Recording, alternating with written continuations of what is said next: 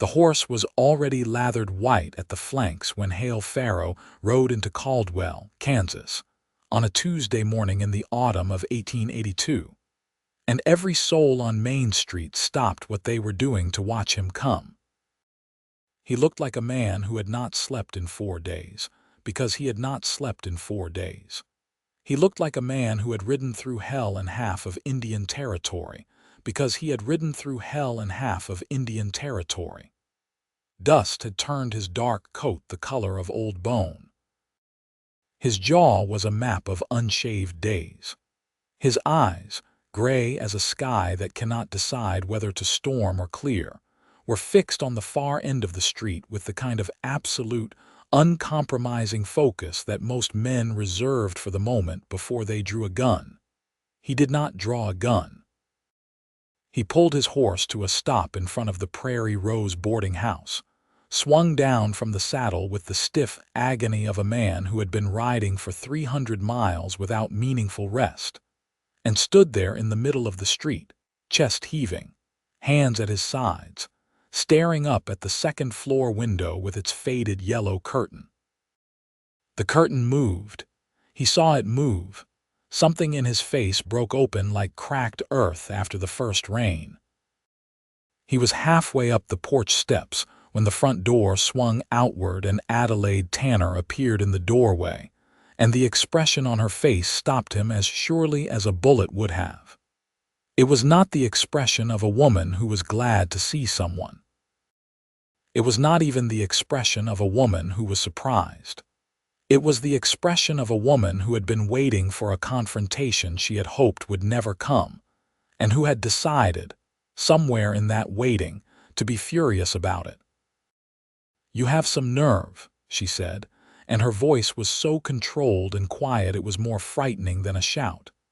"You have some absolute, God-given nerve riding back here."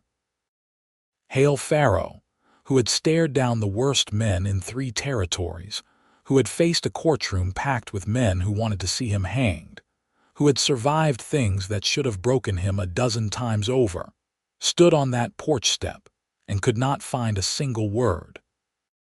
3 weeks, Adelaide said, and now there was something cracking underneath the control, something that was not fury at all. 3 weeks, Hale, and not one word, not a letter, not a message, nothing. "I know," he said. "You just rode away, I know, without saying goodbye." The words landed between them like stones dropped into still water, and the ripples went out in every direction, back through everything that had happened between them, back through all of it. And Hale Farrow stood there in the autumn sunlight of Caldwell, Kansas, and felt every single mile of the 300 he had ridden to get back here settle onto his shoulders all at once. "That is why I came back," he said. She stared at him for a long moment. Then she stepped back inside and let the door swing shut in his face. It had begun, as most impossible things do, with something very small. 6 weeks earlier, in the first cool days of September 1882, Hale Farrow had ridden into Caldwell on a different kind of errand entirely. He had come to find a man named Doyle Reese. Doyle Reese was not a good man. He was the kind of man the frontier produced in quantities that would have been shocking in a more settled country.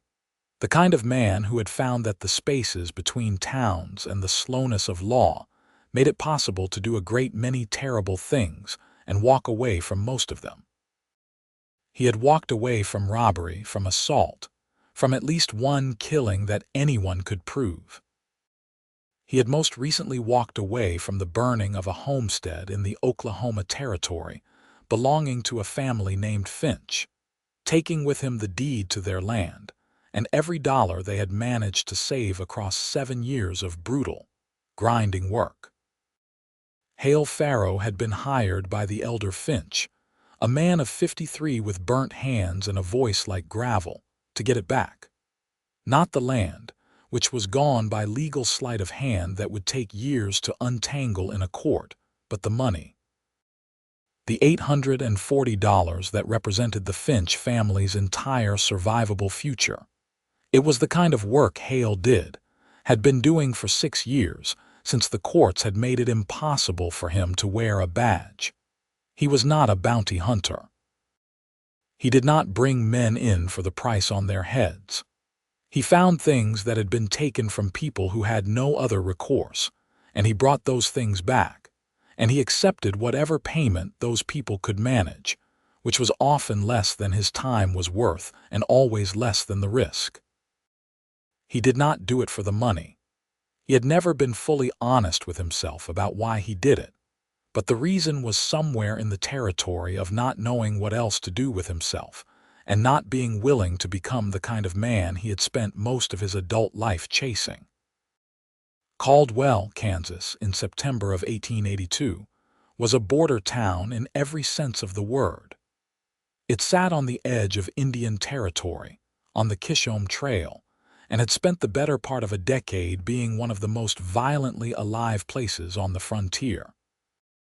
The cattle drives had slowed by then, the railroad having pushed trade in different directions, but Caldwell had not quieted down completely.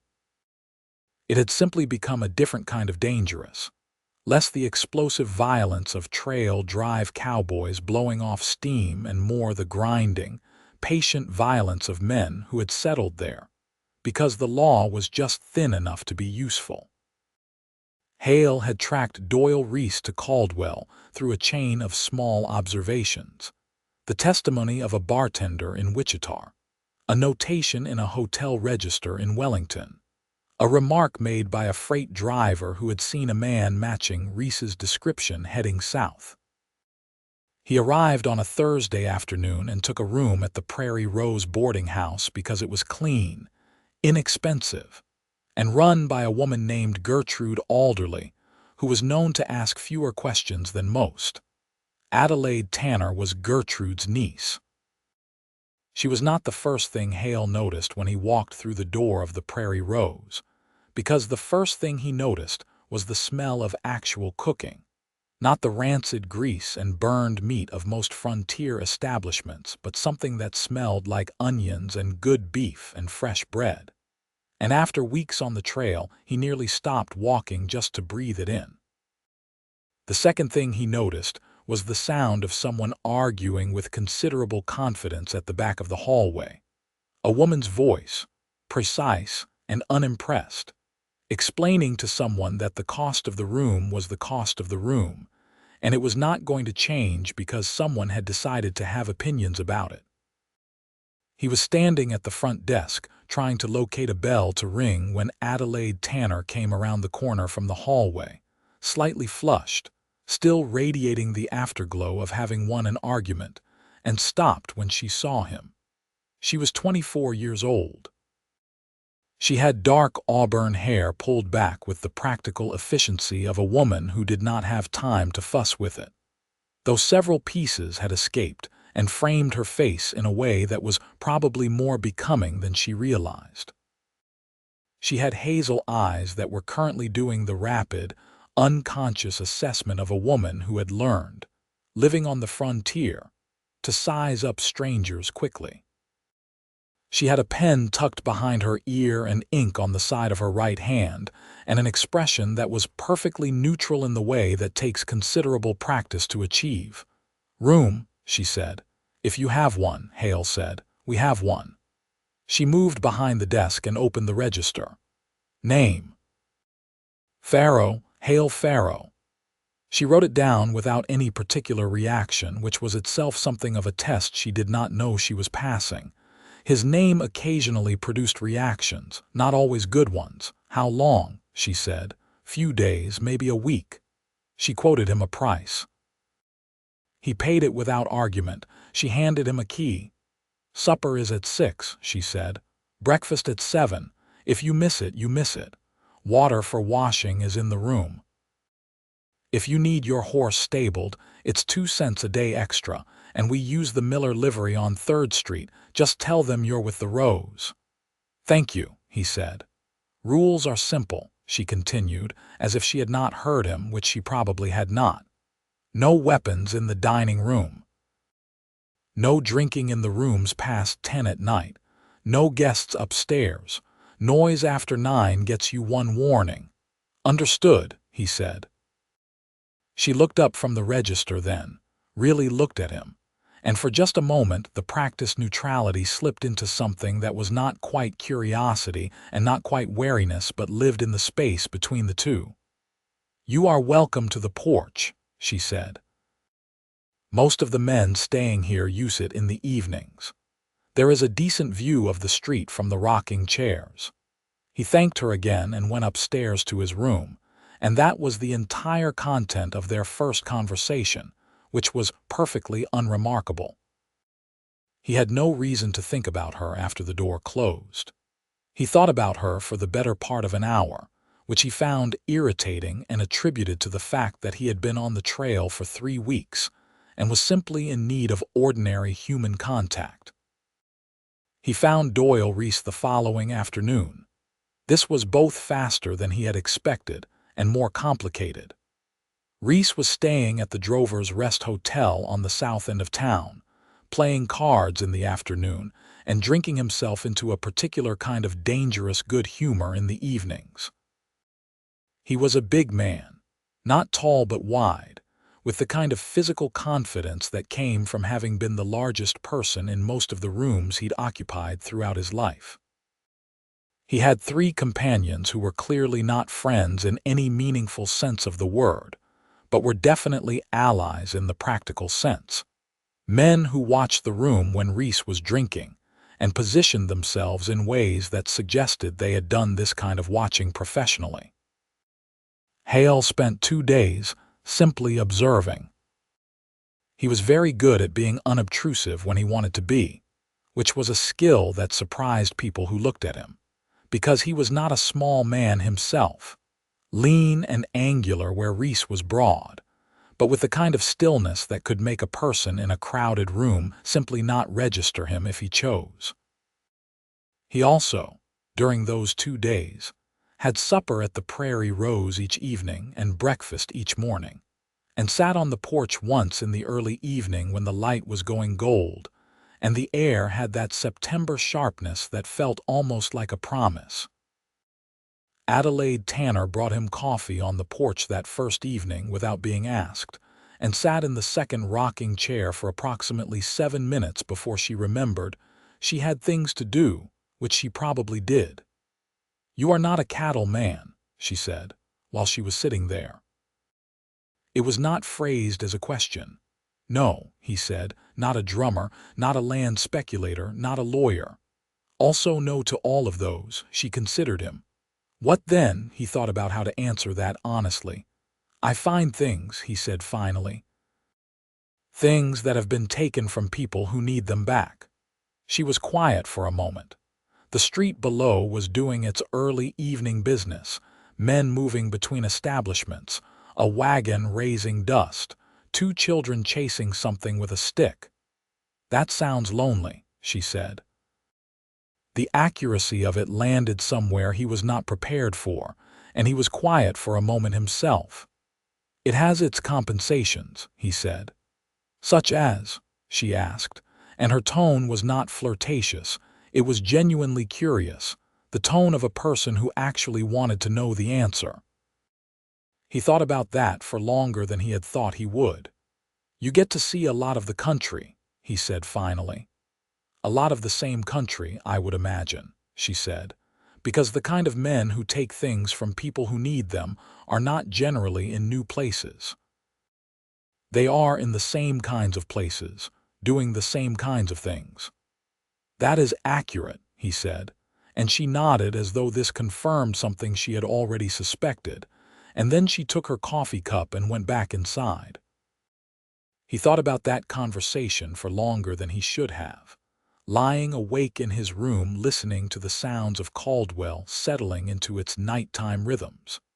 He tracked the money to a false bottom in a leather traveling bag in Reese's room at the Drover's Rest on the 3rd day.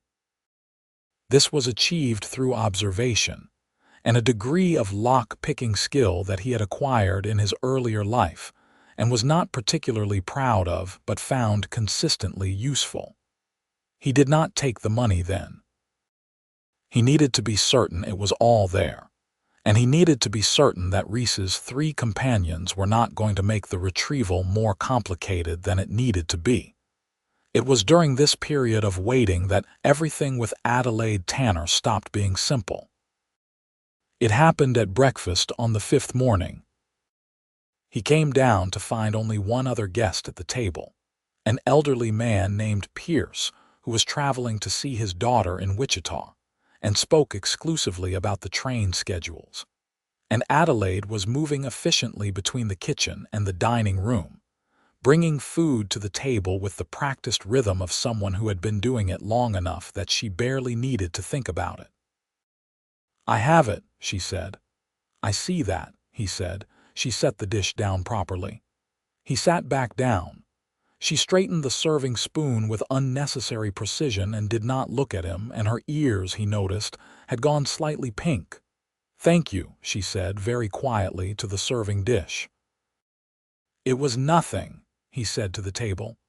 Old Pierce talked about the train schedules.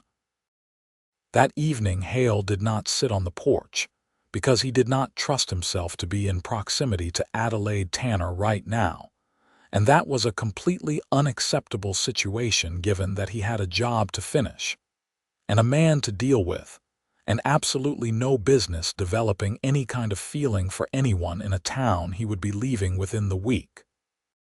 He sat on the porch anyway. She came out at 7:30, not with coffee this time, but with a mending basket and a lantern, and she sat in the second rocking chair and mended something in comfortable silence for 20 minutes, and he sat in the first rocking chair and looked at the street, and it was one of the most peaceful 20 minutes he could remember in recent years. "My aunt says you asked about Doyle Reese," she said eventually. "He went very still." "She mentioned it to me," Adelaide said without looking up from her mending, "because she thought I should know in case it was relevant to anything." "And is it?" he said carefully. "Reese's men ate supper here twice last week," she said. "My aunt does not like them. Neither do I. They are the kind of men who look at women in an establishment as though the women are part of what they have paid for." She bit off a thread with precise, controlled anger. "I know what kind of man Reese is. I know he is staying at the Drover's Rest. I know he has been in Caldwell for almost 3 weeks, which is longer than most men of his type stay anywhere." Hale was quiet for a moment. "You pay a great deal of attention," he said. "Women on the frontier either pay attention or they suffer the consequences," she said flatly. "I prefer to pay attention." He considered that. "You are not originally from here," he said. She looked up from the mending then. "No," she said. "I came from Ohio 3 years ago." "What brought you?" She was quiet for a beat. "My mother died. My father had died the year before. My aunt was here and she needed help with the boarding house, and there was nothing keeping me in Ohio." She paused. "Nothing I wanted to keep anyway." There was something carefully compressed in that last sentence, and he did not press it. "Are you going to do something about Reese?" she said. "Yes," he said. "Is it going to cause trouble in Caldwell?" she said. "I am hoping not," he said honestly. She considered him for a long moment, in the way she had on the first day, that rapid and unsentimental assessment. Then she nodded once, as though she had decided something. "The sheriff here is named Cook," she said. "He is not a bad man, but he is not a particularly effective one either. He picks his battles carefully. If you go to him first, he will likely stay out of it, because Reese has not done anything illegal in Caldwell's jurisdiction, and Cook is not going to go out of his way to create work for himself." She tucked the mended item into her basket. "If you do not go to him first and something goes wrong, it will become much more complicated." "That is very practical advice," he said. "I am a very practical person," she said, and stood, and took her basket and her lantern back inside. He went to see Sheriff Cook the next morning, exactly as she had suggested, and the conversation went almost precisely as she had predicted. Cook listened, looked at the documentation Hale carried from the Finch family, and from the county court in Oklahoma Territory that established the authority under which he was operating, asked a few careful questions, and ultimately said that so long as there was no shooting in his town and no general mayhem, he had no particular objection to someone recovering money that had been illegally taken, and he would be available for a conversation about it afterward. Hale recovered the Finch family's money 3 days later, in the early morning hours, from Reese's traveling bag, with enough skill and silence that Reese and his men did not know it was gone until Hale was already sitting in Cook's office with the money on the desk between them. Reese made noise. Reese's men made noise.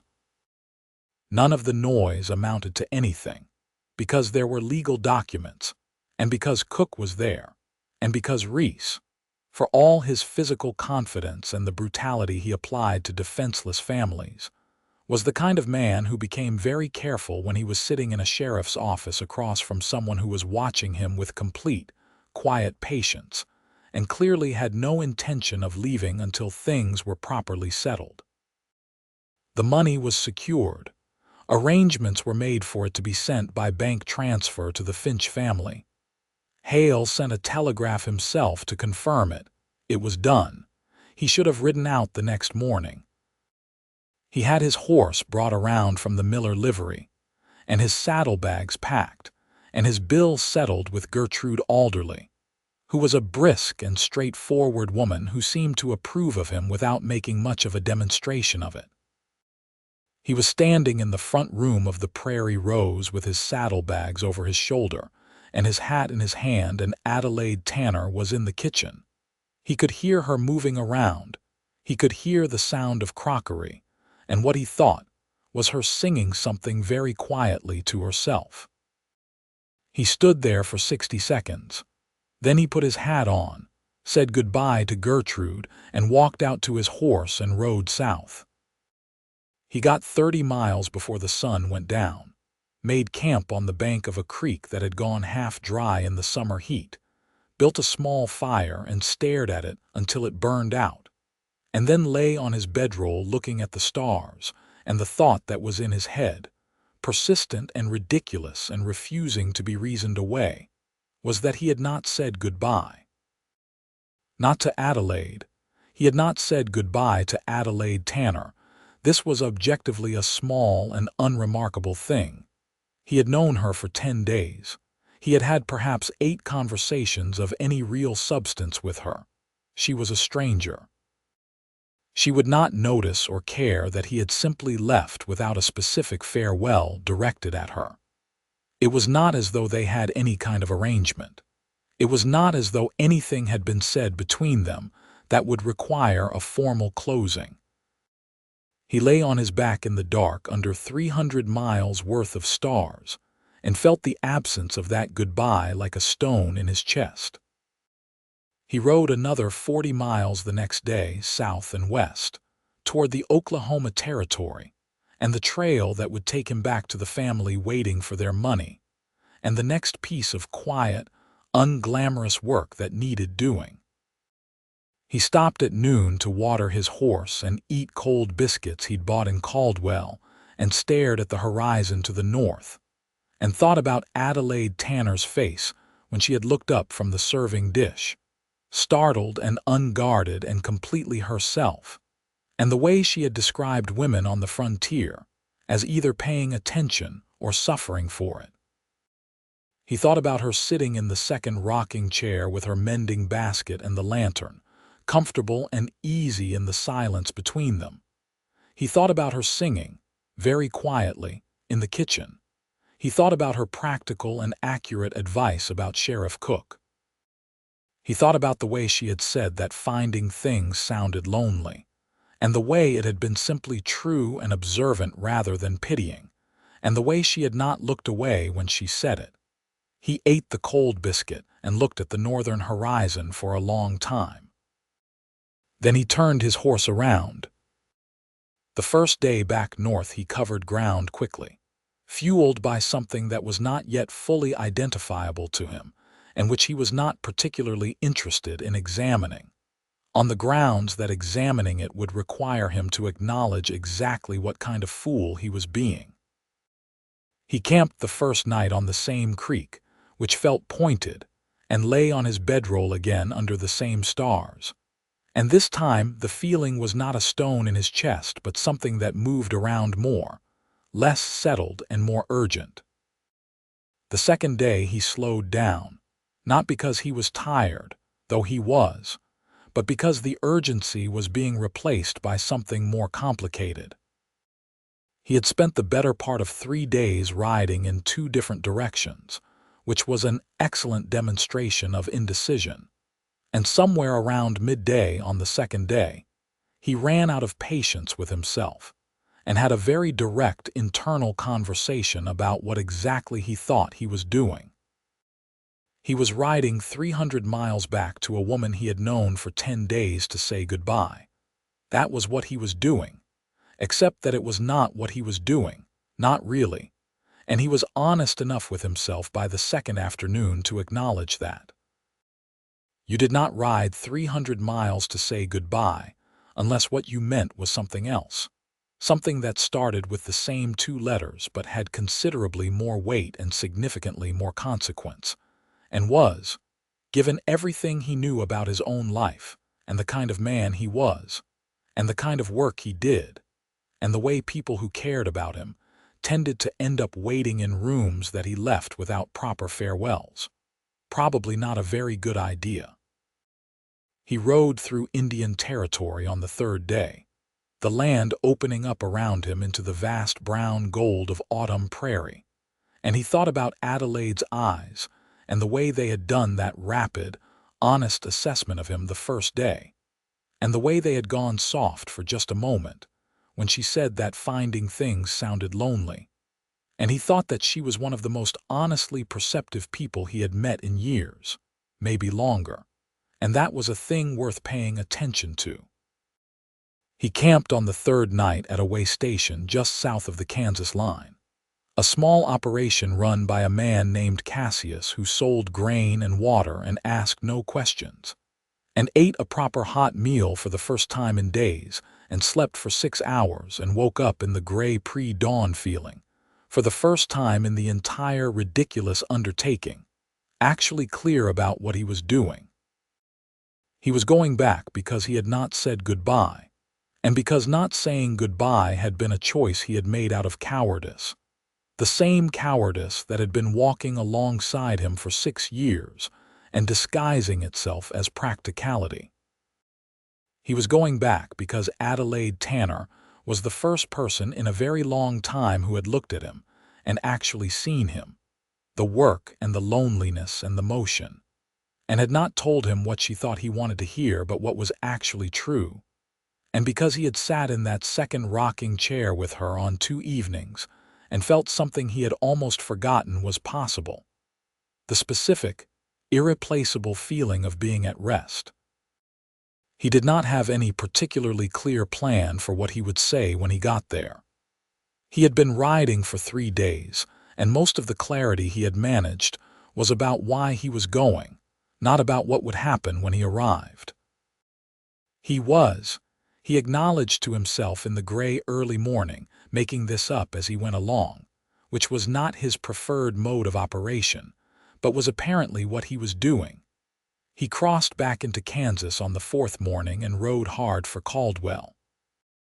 And now here he was, standing on the porch of the Prairie Rose boarding house, the door closed in his face, the yellow curtain still and the street behind him full of people who had nothing better to do than watch a dusty and apparently unwelcome man stand on a porch and reckon with his choices. He stood there for approximately 30 seconds. Then he knocked. Nothing. He knocked again. "I can hear you," Adelaide's voice came through the door. "I am ignoring you. These are different things." "I know," he said. "Hale." "Yes." "What are you doing here? I told you." "I came back because I did not say goodbye." A pause. "That is not a sufficient reason to ride 300 miles." "I disagree," he said. Another pause longer. He stood on the porch in the thin autumn sunlight and did not move. The door opened. She was not looking at him the way she had when she first opened it. The controlled fury was still there, but it had been complicated by something else, something she was clearly working to keep back, and her arms were crossed over her chest in the posture of a woman who is holding herself together by an act of conscious will. "Come inside," she said quietly, "before the entirety of Main Street makes up a story about this." He came inside. The front room of the Prairie Rose was empty at this hour, Gertrude presumably somewhere in the back of the house. Adelaide led him to the small parlor off the hallway, the room that was set aside for guests to sit in the evenings if they did not want to be on the porch, with its 2 armchairs and the small table and the window that looked out on the side yard. She sat in one of the armchairs. She did not invite him to sit, but he sat anyway, because standing over her felt wrong, and she noted this with a slight narrowing of her eyes but did not comment. 3 weeks, she said again, quieter now without the street and the neighbors and the audience. I told myself it did not matter. I told myself it was nothing. It was not nothing, he said.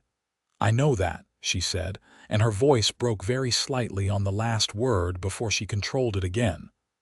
That is what made the 3 weeks so thoroughly unpleasant. If it had been nothing, I would have been fine. He looked at his hands for a moment. The hands of a man who had done hard work for a long time, scarred in a few places, calloused, the kind of hands that told their own story. I left because I thought it was the practical thing to do, he said. Because I had done what I came to do and there was no reason to stay, and because I could see very clearly where staying, even an extra day, was going to lead, and I am not a man who has been particularly successful at the kinds of things that staying leads to. What kinds of things? She said. He looked up at her. Caring about someone, he said plainly. In a way that actually changes what I do, in a way that matters. The room was very quiet.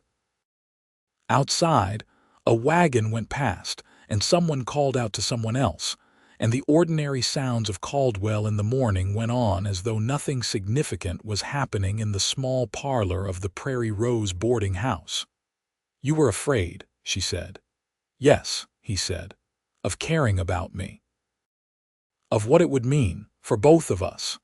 He met her eyes. I know what my life is, Adelaide. I know what it costs people to be in proximity to it. I have seen it. Something shifted in her expression. Tell me, she said. He was quiet for a moment. This was not a conversation he had. Not with anyone, not in years. It lived in a place he kept very carefully locked. My wife, he said. Margaret, we married in '73. I was 25. She was 22. I was a deputy marshal in the territory, and she knew what that meant, or she thought she did. He paused. She died in '76. Fever. Nothing to do with the work, nothing I could have prevented. Another pause. But I had been away for 6 weeks when it happened. There was a pursuit, a complicated situation, and I stayed with it because I was good at what I did and because I thought the work mattered, and by the time I got back she had been dead for 11 days. Adelaide was very still. I was not there, he said. That is the thing. I was not there. Not for the illness, not for the end, not for the beginning of the grief. I was in New Mexico chasing someone who mattered far less than she did, and I did not know, and by the time I knew, 11 days had already happened without me. He stopped. I have not given anyone reason to expect me anywhere since then. It has seemed like the honest thing to do. Adelaide uncrossed her arms. The controlled expression had given way to something much quieter and much more real. That is not protection, she said gently. That is punishment. He opened his mouth. You are punishing yourself, she said, for something that was grief and bad timing and the brutal logic of the frontier. And you have been doing it for 6 years by making yourself into someone who cannot be expected or depended upon. And you have convinced yourself that this is kindness. She paused. It is not kindness, it is just loneliness wearing a sensible hat. He stared at her.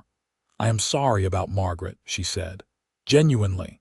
That kind of loss and that kind of absence from it is a terrible thing, and I would not diminish it for anything. She held his gaze steadily. But you rode back 300 miles, Hale. Whatever you told yourself you were coming back to say, that is not a man who has successfully made himself unable to expect or depend upon. That is a man who is terrified that he has not managed to do that after all. He could not, with any honesty, argue with that. What happened in Ohio, he said after a moment. She looked at him. He looked back. You said there was nothing keeping you there that you wanted to keep, he said. She was quiet for a moment. There was a man, she said. His name does not matter. We were engaged. He was from a good family in Columbus. My mother approved, everyone approved. He was perfectly pleasant and completely hollow. She stopped. I realized it 3 months before the wedding. He was the kind of man who wanted a particular kind of wife, the kind who agreed and arranged and looked well at dinner parties and did not have opinions about anything that mattered. I was not that woman. A small, dry pause. He was not particularly surprised when I ended it. I think he had suspected I had too many opinions from the start. You do have a great many opinions, Hale said. All of them correct, she said, and for the first time since he had appeared on her porch, something that was almost a smile moved across her face. The knot in his chest loosened, just slightly. My mother died 4 months after I ended the engagement, she continued. And my aunt wrote and said she needed help, and I needed somewhere to be, and Caldwell seemed like as far from Columbus as I could reasonably get. Do you regret coming? He said. She thought about it honestly. No, she said. I have worked harder here than I ever worked in Ohio, and I have worried more, and the winters are colder, and the summers are brutal, and nothing is easy. But I have never once had someone look at me and expect me to have fewer thoughts than I actually have, and that is worth a considerable amount. It is, he said. They looked at each other for a long moment. Why did you really come back? She said quietly. I told you, he said. You told me what happened, she said. You told me about the goodbye, but that is what, not why. He took a breath. Because I have not felt like that sitting quietly with someone in 6 years, he said, maybe longer. Because you told me finding things sounded lonely, and you were right, and you said it without making me feel pitied for it.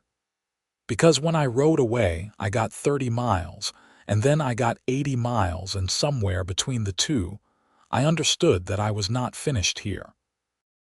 That there was something here I had not meant to find but had found anyway, and I was being a coward about it, and I am tired of being a coward about things that matter.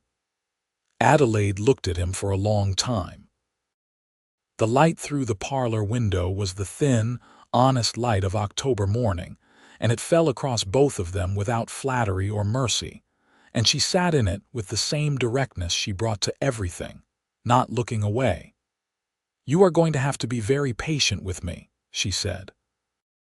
Because I am not a woman who gives her trust easily, and I have good reasons for that, and patience is not a virtue I have historically expected men to demonstrate. I have ridden 300 miles twice in 2 weeks, he said. I think I can manage patience. Something in her face softened completely then, for the first time since he had appeared, and she sat back in the armchair and looked at him with an expression that was complicated and warm and more honest than most things he had seen in years. You look terrible, she said. I have not slept properly in 4 days, he said. Have you eaten? Not since yesterday morning. She stood up from the armchair.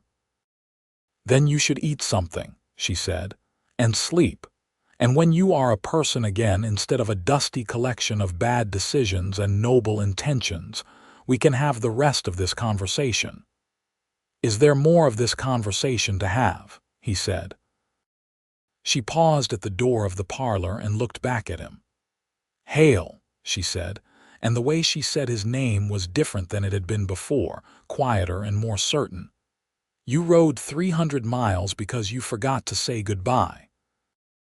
I think there is probably quite a lot more of this conversation to have.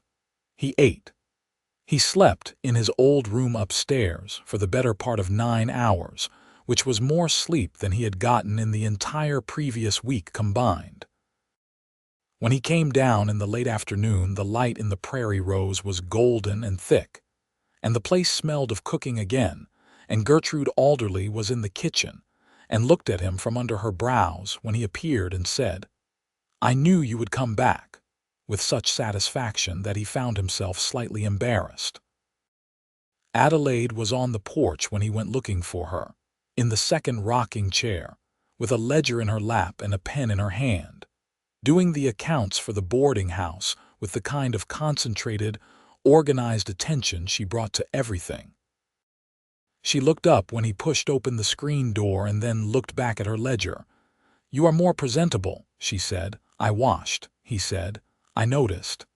He sat in the first rocking chair. The October afternoon was cool and clear, the kind of afternoon that made the prairie seem generous rather than indifferent. "Tell me about the work," she said, without looking up from the ledger. "Tell me what it actually is, not the version you told me the first time, the careful version." "The real version," he told her. He told her about the Finch family and the $840 and the 7 years of work it represented. He told her about the cases before that. The widow in Dodge City, whose cattle had been misdocumented out from under her. The family in the territory whose land had been taken through forged papers. The small and grinding and unglorious catalog of what happened to people who had no power and no recourse on a frontier where the law was thin and justice was a thing you had to fight for specifically rather than expect generally. She listened without interrupting, which he had noticed was unusual for her. She was not a passive listener. She asked sharp questions at the end of things and connected pieces together rapidly, but she let him finish before she responded. "You care about it," she said when he had been quiet for a while. "Yes," he said, "but you do it alone." "Yes." She tapped her pen against the ledger, thinking. "That seems inefficient," she said. "There are enough people in this situation, people who have had things wrongfully taken and no avenue to recover them. That one person riding around individually seems like a very slow solution." He stared at her. "I am not criticizing," she said quickly. "I think what you do is important. I just think there might be a larger version of it if someone organized it properly." "Someone," he said. She met his eyes. "I am quite good at organizing things," she said with perfect seriousness. He found himself, for the first time in a considerable while, laughing. Not the controlled, polite sort of expression that passed for laughter in most conversations, but actually laughing, surprised into it by her utter, practical earnestness, and the sound of it seemed to surprise them both. Adelaide looked at him with her head tilted slightly, watching the laughter with an expression that was open and pleased and not trying to be anything else. "You have a very good laugh," she said. "You should use it more." "I will take that under advisement," he said. She smiled then. Fully and without reservation, the first real smile he had seen from her, and it changed her face in a way that was not dramatic but was profound. The way sunlight changing the color of water is not dramatic, but is nonetheless entirely transformative. They sat on the porch until the light failed, talking.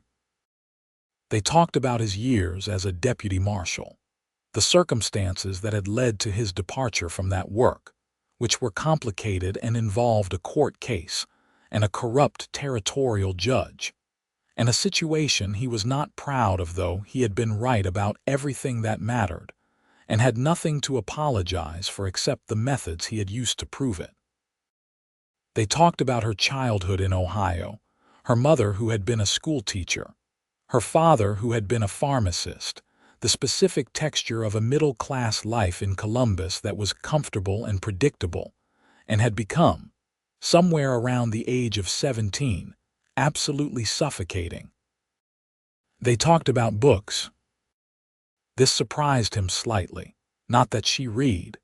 He had noticed the small shelf in the parlor and the dog-eared volume by her rocking chair, but that they had read several of the same things, and had opinions about those things that were different enough to be interesting and similar enough to feel like recognition. Gertrude called them in for supper at 6, and the three of them ate together at the large dining table with two other guests, a traveling minister named Heath, who was quietly cheerful, and a young man named Silas Calder who was heading to Colorado to work in the silver mines and was too nervous about it to eat much. Hale found himself talking the young man through the practical realities of the work without condescension, and Adelaide caught his eye across the table once in a look that said she noticed, and he looked away slightly too quickly. After supper, he helped Adelaide clear the dishes, which she accepted without comment but with visible surprise, and they washed them together in the kitchen while Gertrude sat in the parlor with her sewing. And the domesticity of it was so specific and so unexpected that it sat in his chest like something tender. "You do not have to help," she said. "I am aware," he said. She handed him a wet plate to dry. He dried it. She handed him another. They worked through the stack in comfortable silence broken by occasional remarks about nothing in particular, and when they were done, she untied her apron and turned to look at him in the kitchen light. "I am glad you came back," she said. Just that, simply and without ornament. "So am I," he said. October in Caldwell. He stayed. It was not a decision he made in any formal sense.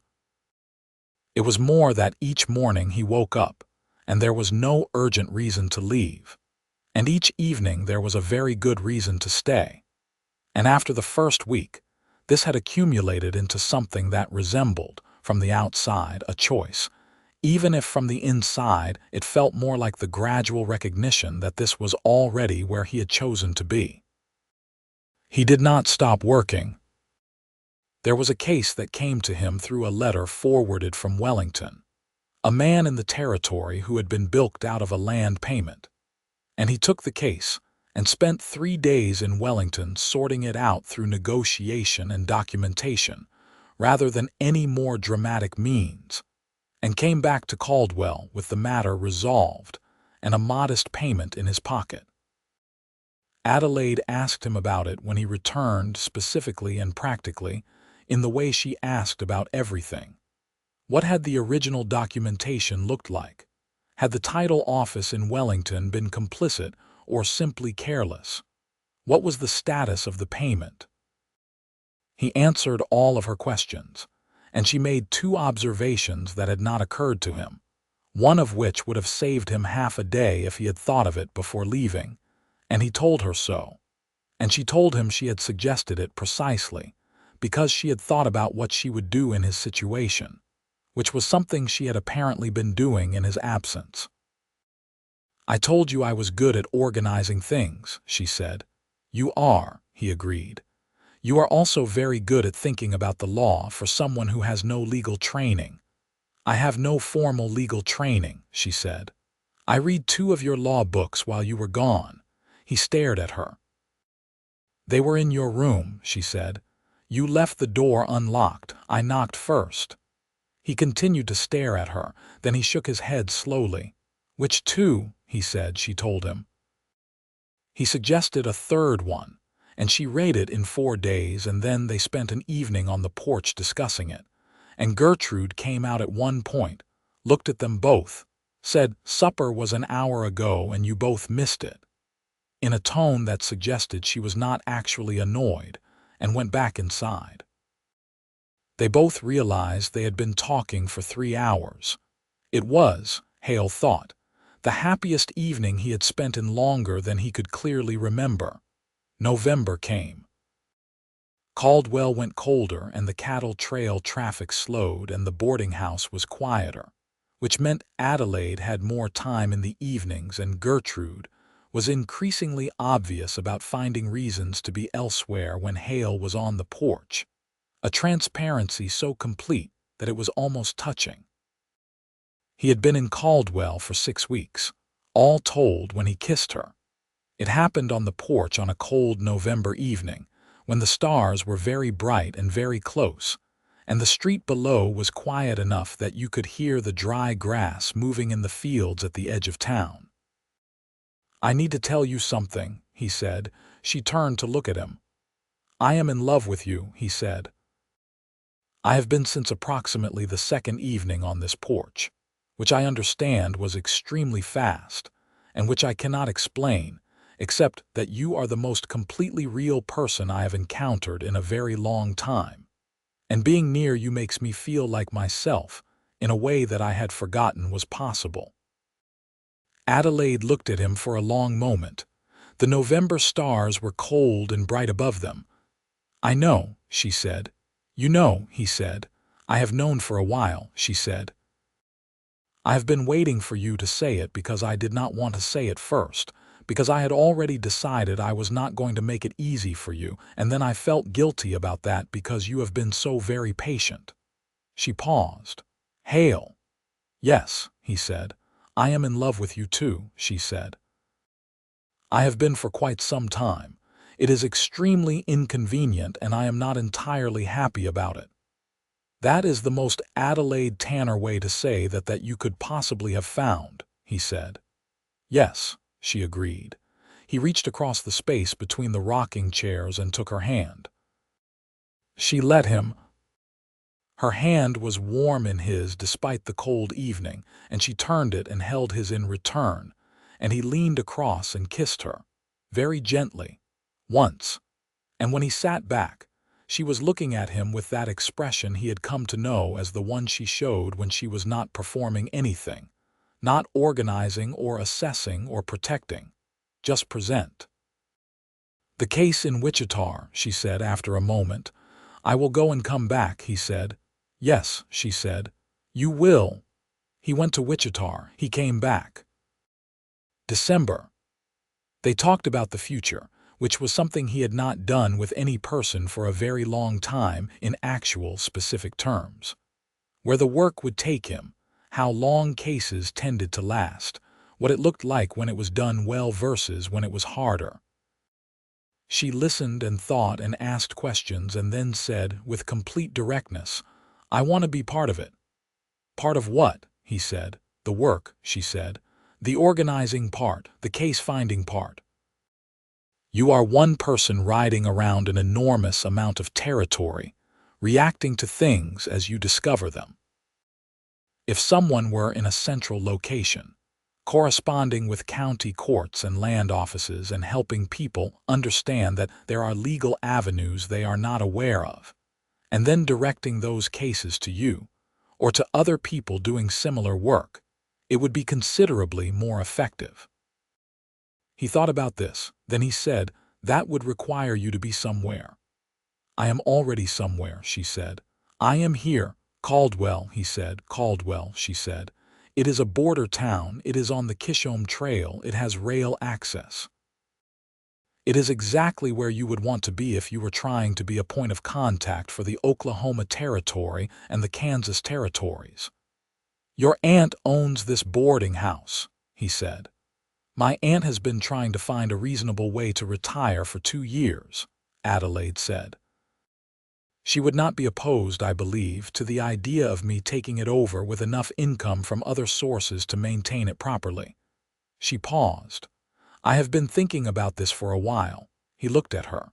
"How long?" he said. "Since about 3 days after you left the first time," she said. "When I was angry at you and also could not stop thinking about the practical structure of what you do." He shook his head slowly. "Adelaide," he said. "I know," she said. "I am impossible. I have opinions about your work. I am already reorganizing your professional life in my head. You should take all of this into account." "I am," he said. "And," she said. "And I think it is the best idea I have heard in years," he said.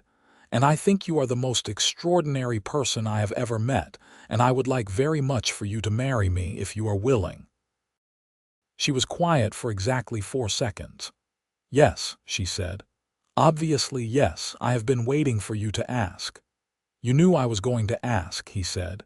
"Hale," she said patiently, "you rode 300 miles because you forgot to say goodbye. Of course you were going to ask." The ceremony was performed by the minister named Heath, who had stayed in Caldwell longer than he had planned and seemed in no particular hurry to leave, and who conducted the proceedings with quiet sincerity and without the kind of performative piety that made ceremonies feel hollow. Adelaide wore a dress the color of winter sky, a soft gray blue that she had made herself over 2 weeks in December, and her hair was up with small white flowers from Gertrude's preserved garden. And she stood beside Hale at the front of the church and said her vows with complete, unhesitating clarity, looking at him the entire time, not at the minister or the gathered witnesses, but at him, as though the vows were a direct communication to him specifically rather than a formality. He said his vows looking at her in the same way. He had written some of what he wanted to say, worked on it in the evenings while she was doing accounts, crossed things out and rewrote them, which was itself a demonstration of the fact that she had fundamentally altered him, because he had not previously been a man who wrote things down in order to get them right. What he said was, "I have spent 6 years making myself into someone who could not be expected or depended upon, and you told me in approximately 15 minutes that this was not protection but punishment, and you were absolutely right, and I am making a different choice now, and I intend to keep making it." There was a small sound from Gertrude's direction that might have been a contained sob. He thanked her, and meant it. That first year of their marriage was full and sometimes difficult and consistently, unexpectedly joyful in ways that he had not anticipated, because he had been out of the habit of joy for long enough that he had forgotten how it worked. The practical structure Adelaide had envisioned came together gradually, piece by piece. She was remarkably good at it. Hale had not expected to be surprised by this, because he had known she would be good at it, but the degree of it was something else. She had a capacity for seeing the logical structure of a situation through the paperwork, finding the seam where the fraud or the coercion had been applied, that was genuinely exceptional. She could look at a land document and identify a discrepancy in the chain of title in 10 minutes that a lawyer might have taken a week to find. She wrote letters with a precision and authority that got responses even from offices that did not particularly want to respond. And she maintained every case file in a system so organized that Hale could walk in, pick up any file, and have a complete picture of the situation within 5 minutes. He handled the field work. She handled the intelligence and the organization.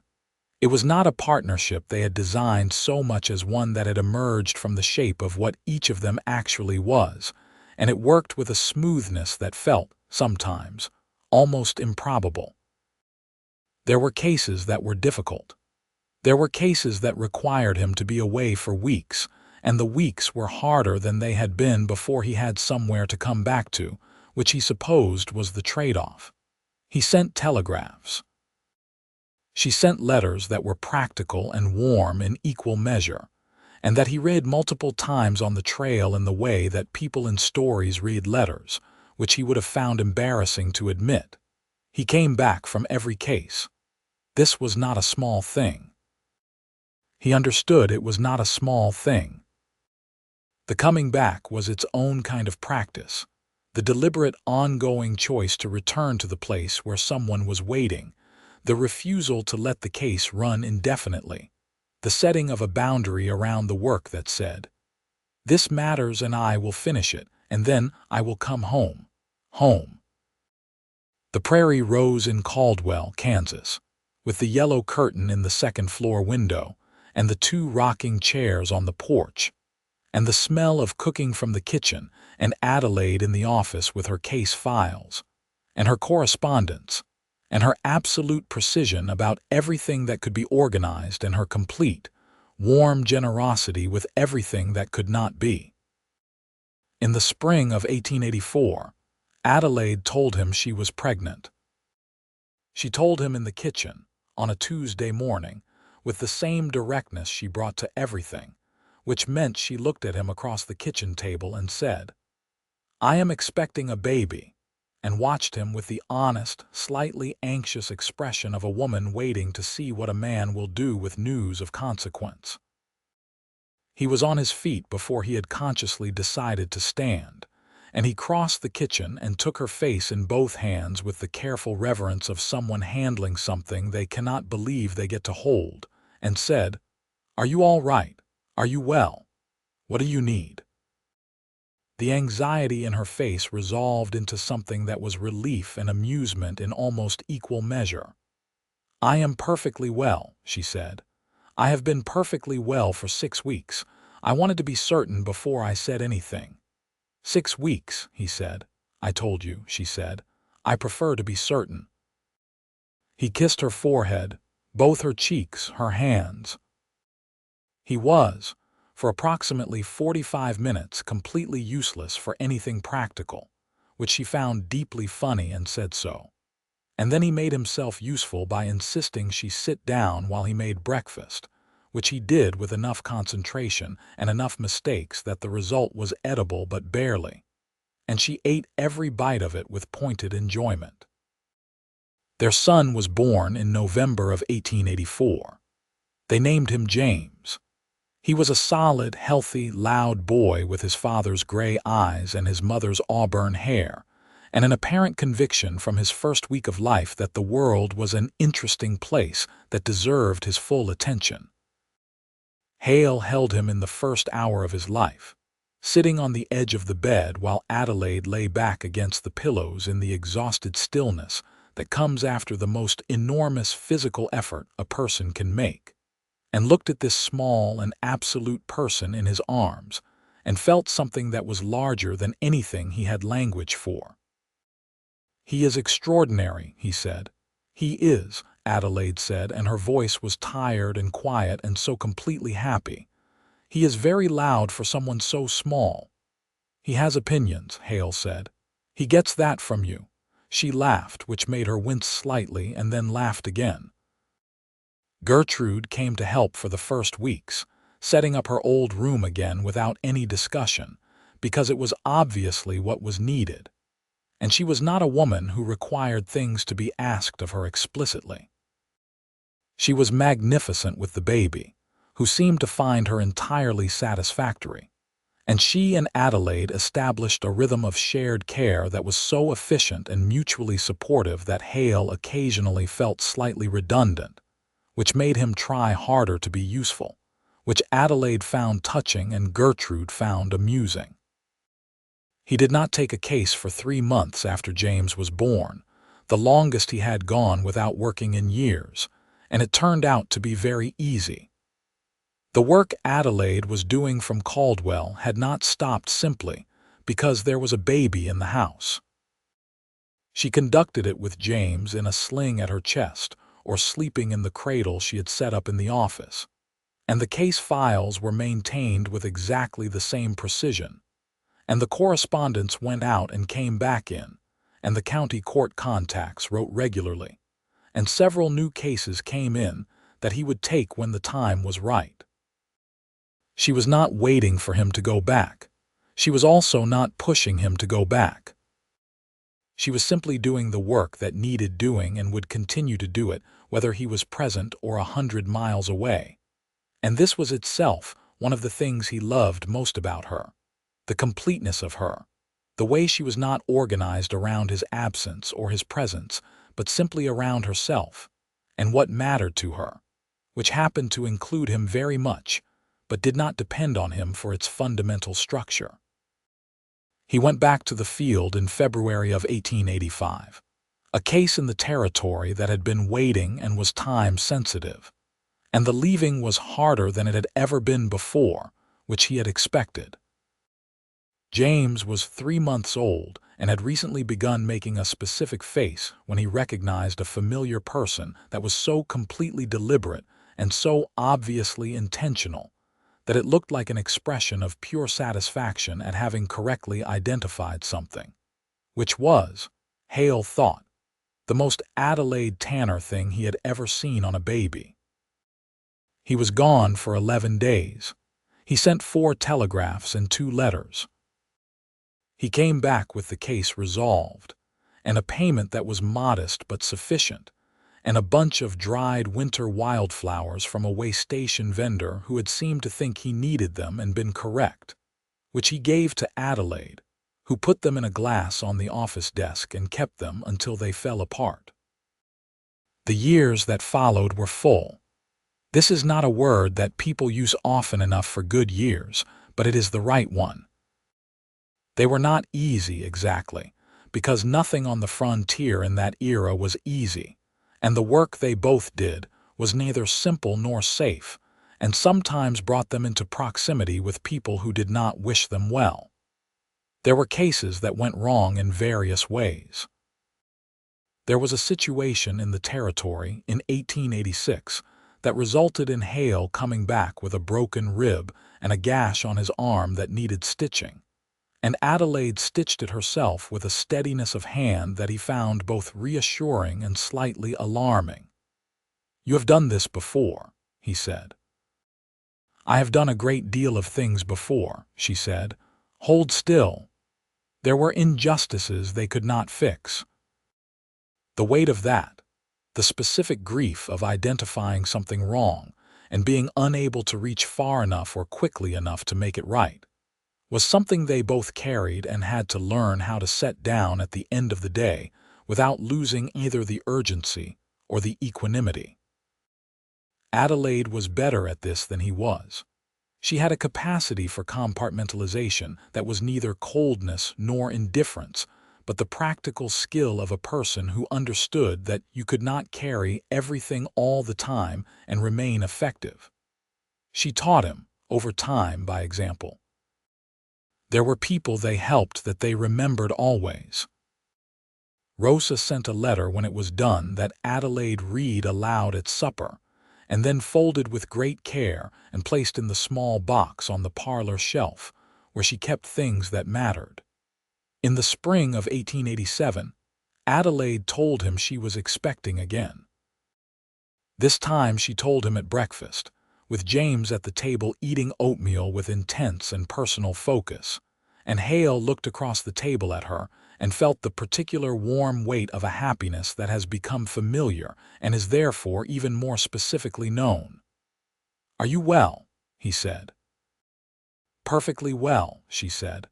"Are you certain, Hale?" she said, with the patience of a woman who has answered this question once before and finds it endearing rather than irritating.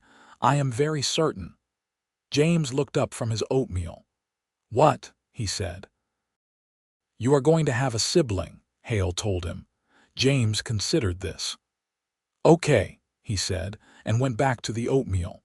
Adelaide caught Hale's eye across the table and pressed her lips together to contain something that was definitely laughter. The second child was a girl. They named her Clara, for Adelaide's mother, and she arrived in October of 1887 with a completeness and a certainty about herself that seemed, considering who her parents were, entirely appropriate. She had Hale's gray eyes and dark hair, and from approximately her 4th month began making a face that was so precisely his expression, when he was thinking about something complicated, that Gertrude laughed every time she saw it. 4 people in the Prairie Rose boarding house in Caldwell, Kansas, and Gertrude Alderley, who had technically retired, but visited 3 times a week, and occasionally just appeared in the kitchen and started cooking because she wanted to. And a case office in the back room with files that were impeccably maintained and correspondence that went out to 4 territories and came back regularly, and 2 rocking chairs on the porch. The porch remained. This was important to both of them in a way they did not talk about specifically but demonstrated consistently. The evenings when the work was done and the children were in bed, and the street below was going about its late business, and the two of them were in the rocking chairs, talking about something or talking about nothing, in the easy silence that was one of the best things about being known by someone thoroughly enough that silence is not something you have to fill. 1888. James was 3 and Clara was 7 months, and the spring was late, and the prairie was extraordinary in its sudden green. And Adelaide came out to the porch one evening with 2 cups of coffee and sat in the second rocking chair and handed 1 cup to Hale and said, "I have been thinking." "You are always thinking," he said. "That is true," she said. "I have been thinking about expanding." "Expanding what?" he said. "The work," she said. "I have been corresponding with a woman in Wichita named Alina Baird who does something similar to what I do from a legal office there. She has access to resources we do not have, specifically lawyers who take cases on reduced fees for people without means, and I have access to field capacity that she does not have." She sipped her coffee. "I think if we formalized the relationship, created an actual organization with a proper name and a stated mission, we could reach considerably more people." He looked at her in the evening light. She was 29 years old, and she had the specific confidence of a person who has spent 5 years doing difficult work well, who has learned from the parts that went wrong and built on the parts that went right, and who has arrived at a clear sense of what she is capable of and what she intends to do with it. "What would you call it?" he said.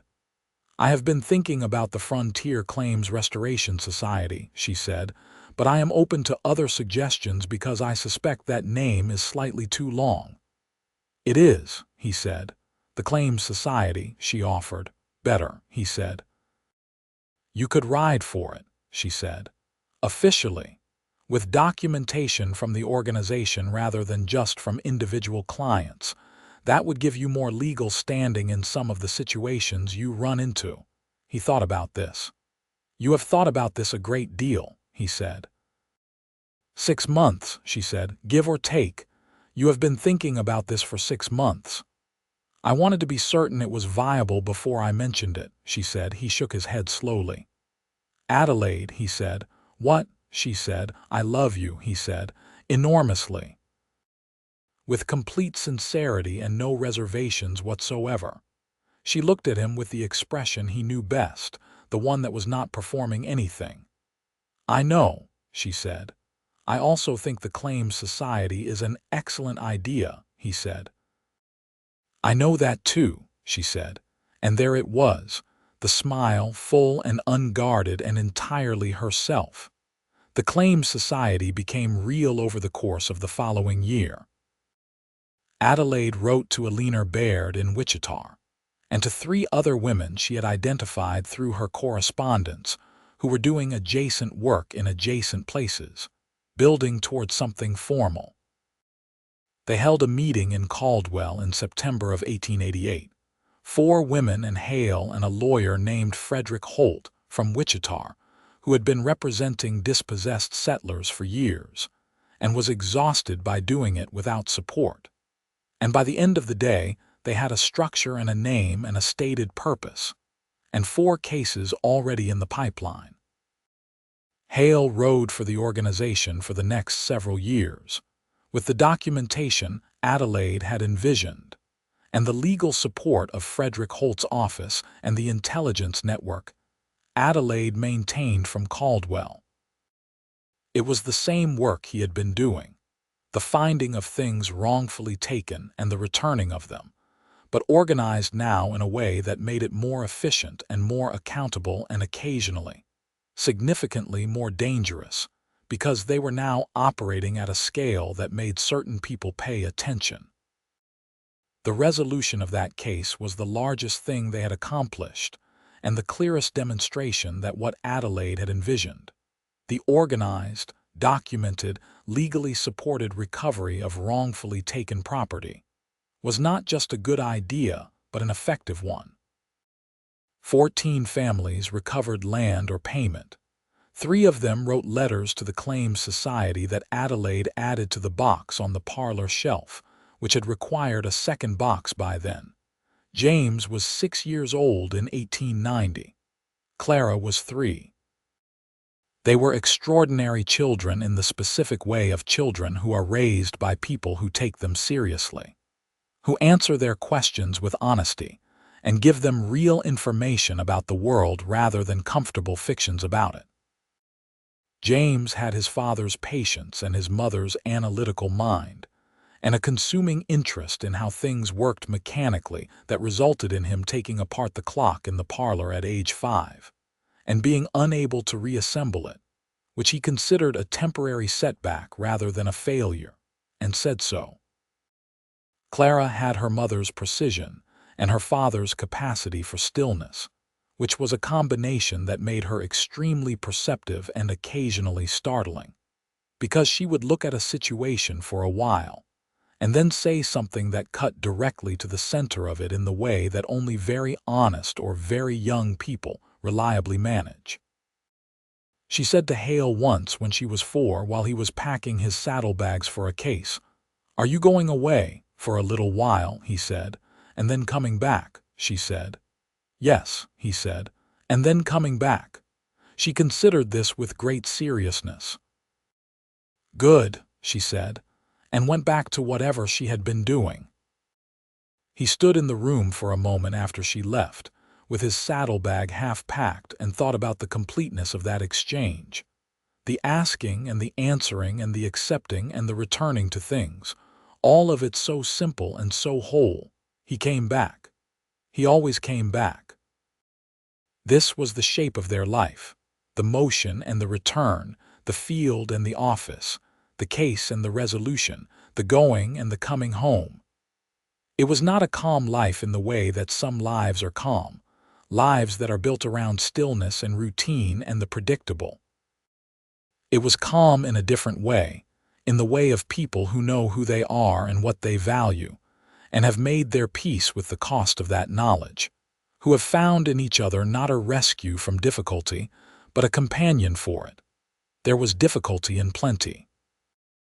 She wrote about it on the porch once, on a summer evening in 1891, after a day that had included a letter from someone in the territory describing something that had no legal remedy in the current structure of things, and she was quiet for a while after she had put the letter away, and then she said, "I hate the things I cannot fix." "I know," he said. "I know you know," she said. "I am saying it anyway because it needs to be said, and you are the person I say things to."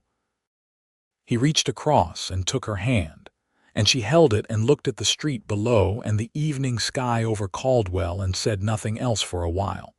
And he sat with her in the silence that was not absence but presence, the specific presence of someone who is with you in the things that cannot be fixed. 1893.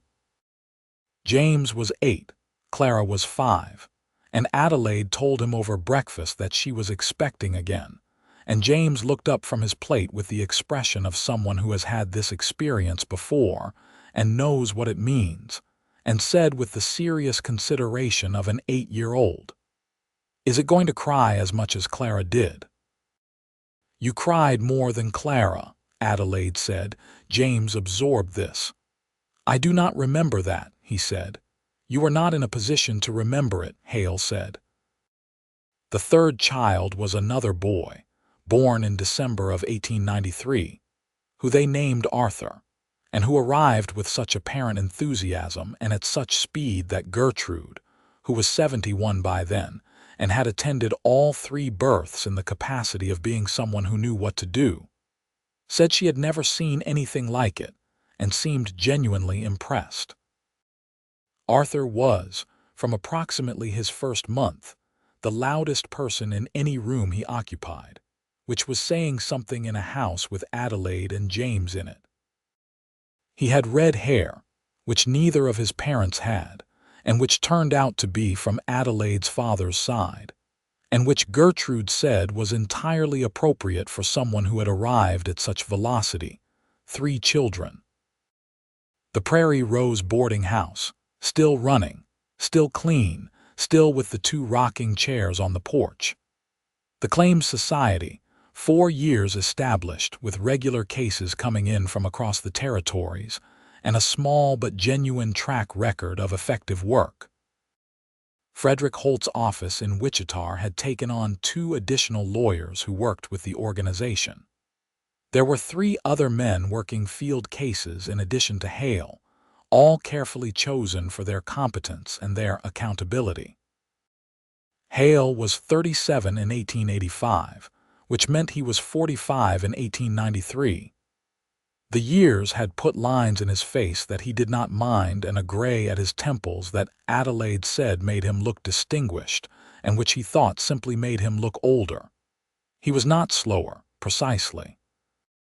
He had maintained the physical competence that the work required, and the experience of the years had made him considerably more effective at the cases that required patience and reading of human nature, which was most of them.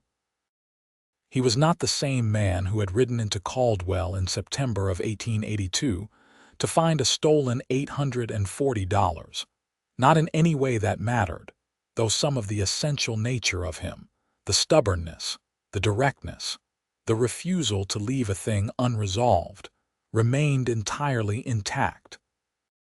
Adelaide was 36. She had grown into the completeness of herself in a way that he thought was one of the most remarkable things he had witnessed. The way a person becomes fully and specifically who they are when they are doing what they were built to do in circumstances that allow them to be entirely honest. She was more powerful than she had been at 24, not in any external sense, but in the sense of knowing her own capacity and its limits and the difference between the two. She was funnier than she had been, which was saying something, because she had always had a dry and precise wit, but she had become easier with it, less guarded, willing to use it affectionately rather than just precisely. She still ran the boarding house with the same organized efficiency. She still ran the Claims Society correspondence with the same meticulous clarity. She sat in the same second rocking chair on the same porch in the evenings, sometimes with mending and sometimes with case files, and sometimes with nothing at all. And he sat in the first rocking chair, and the years had made the silence between them into something so complete and so rich that it was its own kind of conversation. James, at 8, had begun expressing an interest in the work that his parents did, not the field work specifically, but the legal and organizational structure of it, the way a claim moved from a letter to an investigation to a resolution, the way documentation functioned as both evidence and protection. Adelaide had begun, with her characteristic precision, answering his questions with the real answers rather than simplified ones, and he had begun, with his characteristic patience, reading some of the case files she deemed appropriate for his understanding, which was more than most adults would have deemed appropriate, but which Adelaide was not most adults. Clara, at 5, had decided she was going to be a doctor.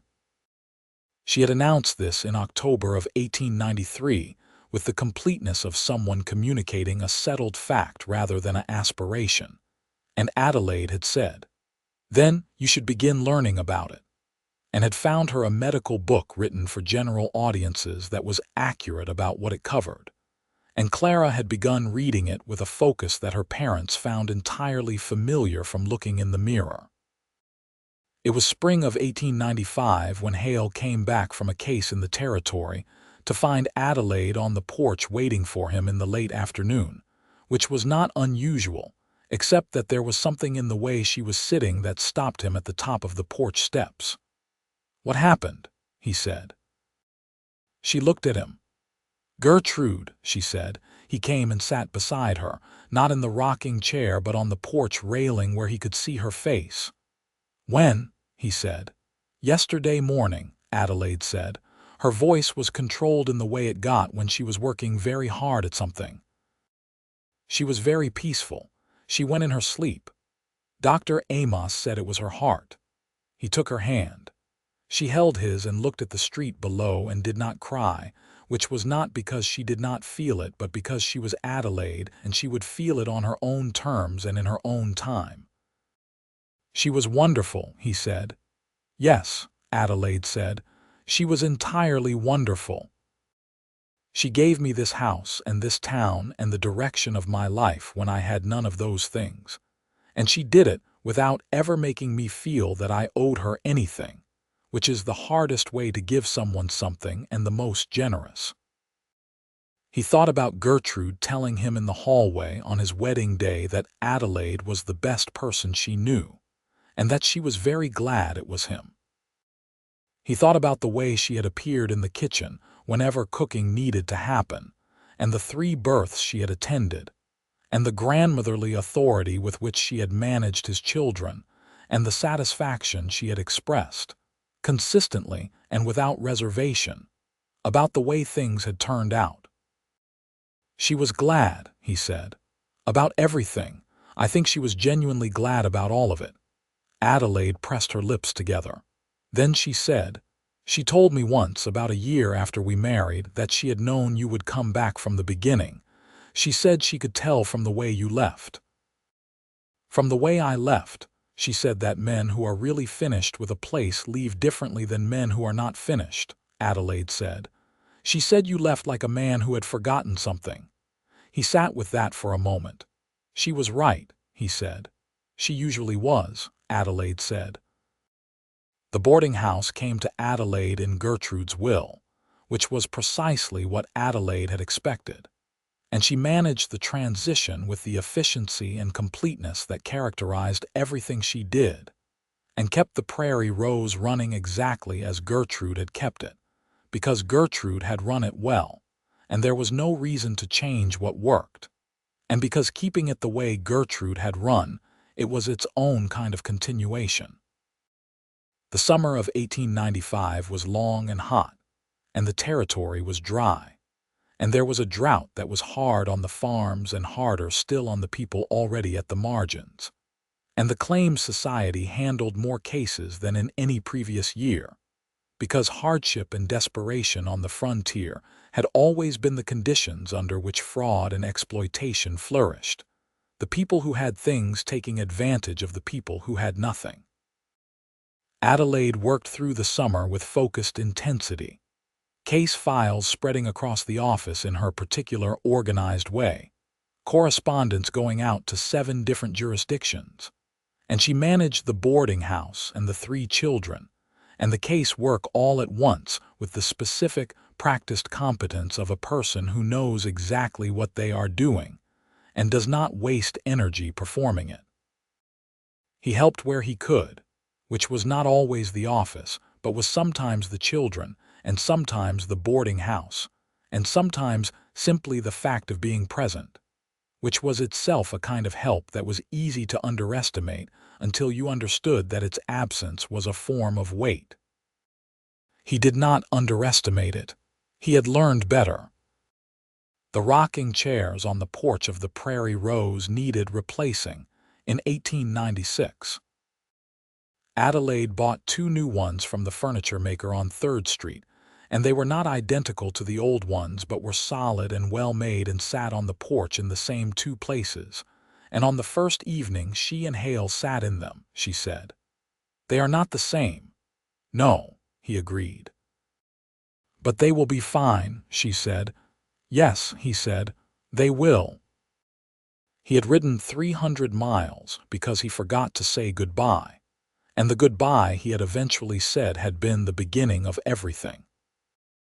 He thought about this sometimes, the absurdity and the necessity of it.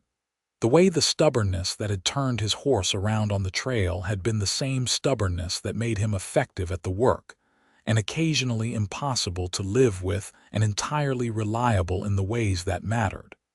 And the way Adelaide had recognized all of it from the first assessment and had chosen it anyway, with her eyes open and her practical mind engaged, and her whole heart committed.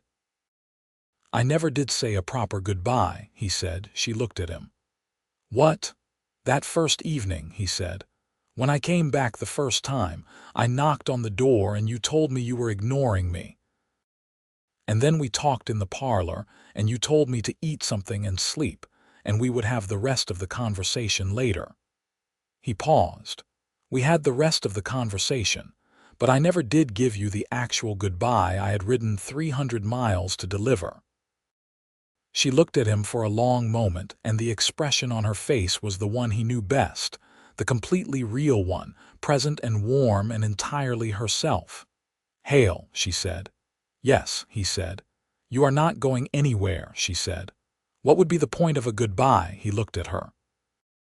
At the lines around her eyes that were new since 1882, and the way she held herself with the particular authority of someone who has earned their certainty, and the loose strand of hair that had escaped its arrangement and was doing exactly what it wanted, and her hands in her lap, ink on the right one from a letter she had been writing before supper, the hands of a woman who had done a tremendous amount of work and intended to keep doing it. "None at all," he said. And he stayed.